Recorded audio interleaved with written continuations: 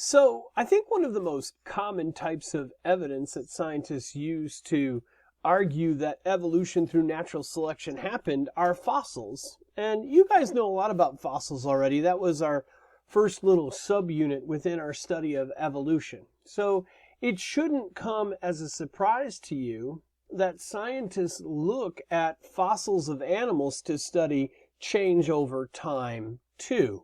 In fact, that was something that we talked about during our fossils mini unit. And so the way that happens is fossils are buried in thousands of layers of sediment over time. And those layers pile up on top of each other and they cement into rock. And the organisms that are trapped inside of the rock become fossilized. And that may be mold fossils or cast fossils. You guys know that, petrified fossils and trace fossils. And one of the things that's interesting is the last bullet that's on your screen right now.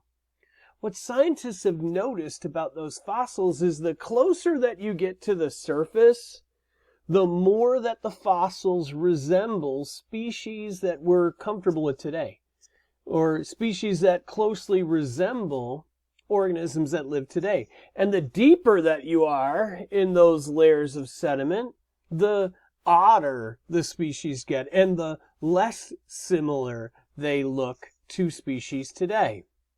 So for scientists, that's some evidence of evolution, some change over time. Because if there was no change over time, then we would expect the fossils that are found at the very bottom of the layers of sediment to look exactly like the fossils that are at the very top of the layers of sediment. But instead, those fossils change almost predictably over time to the point where the fossils that are right at the top have pretty close resemblances to species that we see today. What do you think of that evidence? Is that convincing to you? Remember, that's the whole entire purpose of this study right now, is for you to decide whether the evidence of evolution through natural selection is convincing or not. So we can talk about fossils, the entire collection of fossils, as the fossil record. And we also mentioned that when we were studying geologic time. The fossil record is the complete collection of fossils and the information that we have learned from those fossils. And scientists do what scientists do. They try to organize and classify fossils as they find them. We try to group animals together that have similar skeletons, or group organisms together that have similar external structures. And each time we find a new fossil, we try to fit it into that fossil record to see where does it fit the best? What is it most similar to? Now, you also know from our study during geological time that the fossil record isn't always perfect. Sometimes we find new fossils that suggest that something about what we used to believe is now wrong because of the evidence that we've collected.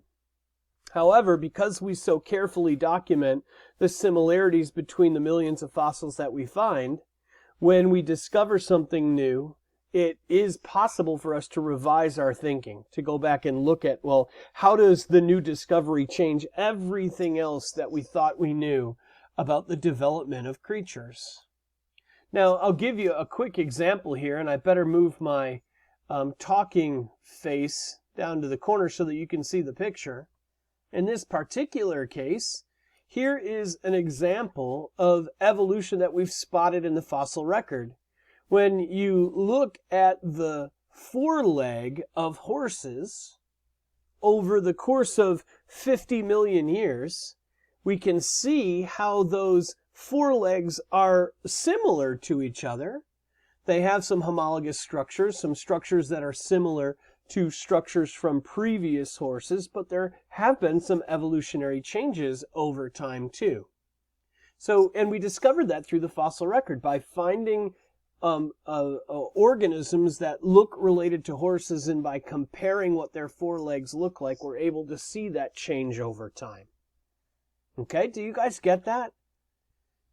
Now, the next thing, I'm going to move my talking face back to where it was. The next thing to know about fossils is that not all organisms have left fossils behind. You guys know that too, right? That's something that we talked about in our fossils unit. If you weren't fossilized, if you weren't living in an area with a shallow ocean, you may not have fossilized at all.